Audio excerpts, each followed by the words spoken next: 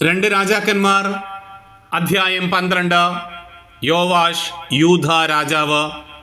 യേഹുവിൻ്റെ 7-ാം ഭരണവർഷം യോവാഷ് വാഴ്ച തുടങ്ങി. അവൻ ജെറുസലേമിൽ 40 വർഷം വാണു. ബേർഷെബാക്കാരി സിബിയ ആയിരുന്നു അവൻ്റെ മാതാവ്. പുരോഹിതൻ യഹോയാദായുടെ ശിക്ഷണത്താൽ യോവാഷ് കർത്താവിൻ്റെ മുൻപിൽ നീതിപൂർവം വർത്തിച്ചു. എങ്കിലും അവൻ പൂജാഗിരികൾ നശിപ്പിച്ചില്ല. ജനം അവിടെ ബലിയർപ്പണവും ധൂപാർച്ചനയും നടത്തി.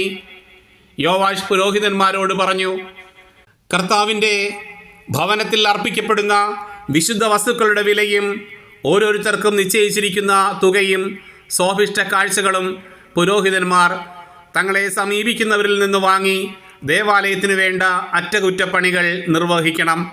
യോവാഷിൻ്റെ 23-ാം ഭരണവർഷം വരെ പുരോഹിതന്മാർ ദേവാലയത്തിന് അറ്റകുറ്റപ്പണികൾ ഒന്നും ചെയ്തില്ല.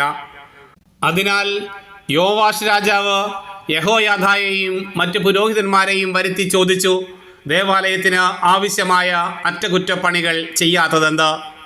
ഇനിമേൽ നിങ്ങളെ സമീപിക്കുന്നവർ തരുന്ന പണം നിങ്ങൾ എടുക്കാതെ അറ്റകുറ്റപ്പണികൾക്കായി വിട്ടുകൊടുക്കുവിൻ. അങ്ങനെ ജനത്തിൽ നിന്ന് പണം വാങ്ങി പുരോഹിതന്മാർ അറ്റകുറ്റപ്പണി ചെയ്യേണ്ടതില്ലെന്ന് തീരുമാനിച്ചു.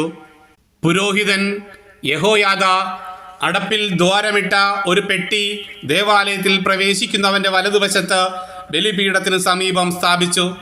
കർത്താവിൻ്റെ ഭവനത്തിൽ ലഭിച്ച പണം വാതിൽ കാക്കുന്ന പുരോഹിതന്മാർ അതിൽ നിക്ഷേപിച്ചു.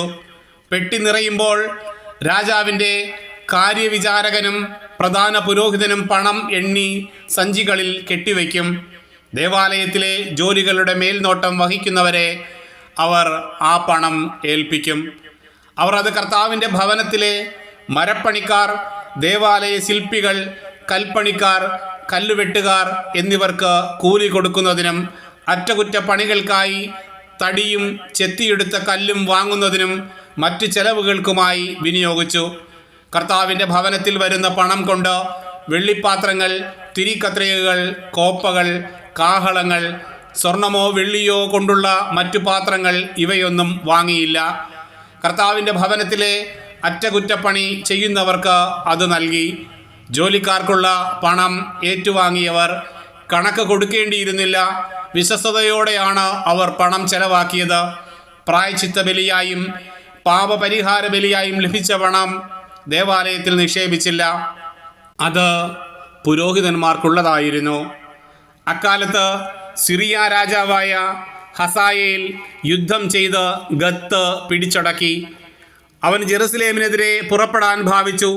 അപ്പോൾ യൂദ രാജാവായ യോവാഷ് തൻ്റെ പിതാക്കന്മാരും യൂദ രാജാക്കന്മാരുമായ യഹോഷാഫാത്ത്, യഹോറാം, അഹസിയ എന്നിവർ അർപ്പിച്ച കാഴ്ചദ്രവ്യങ്ങളും തൻ്റെ കാഴ്ചകളും ദേവാലയത്തിലെയും കൊട്ടാരത്തിലെയും ഭണ്ഡാരങ്ങളിലെ സ്വർണ്ണ നിക്ഷേപങ്ങളും എടുത്ത് സിറിയ രാജാവായ ഹസായേലിന് അയച്ചു കൊടുത്തു. അങ്ങനെ ഹസായേൽ ജെറുസലേം വിട്ടു. യോവാഷിൻ്റെ മറ്റു പ്രവർത്തനങ്ങൾ യൂദ രാജാക്കന്മാരുടെ ദിനവൃത്താന്തത്തിൽ എഴുതപ്പെട്ടിട്ടുണ്ടല്ലോ. യോവാഷ് സില്ലായിലേക്ക് പോകും വഴി മില്ലോയിലുള്ള ഭവനത്തിൽ വെച്ച് ഭൃത്യന്മാർ ഗൂഢാലോചന നടത്തി അവനെ വധിച്ചു. ഷിമേയാത്തിൻ്റെ പുത്രൻ യോസാക്കാറും ഷോമറിൻ്റെ മകൻ യഹോസബാദുമാണ് അവനെ വധിച്ചത്. അവനെ ദാവീദിൻ്റെ നഗരത്തിൽ പിതാക്കന്മാരോട് കൂടെ സംസ്കരിച്ചു. പുത്രൻ അമാസിയ രാജാവായി.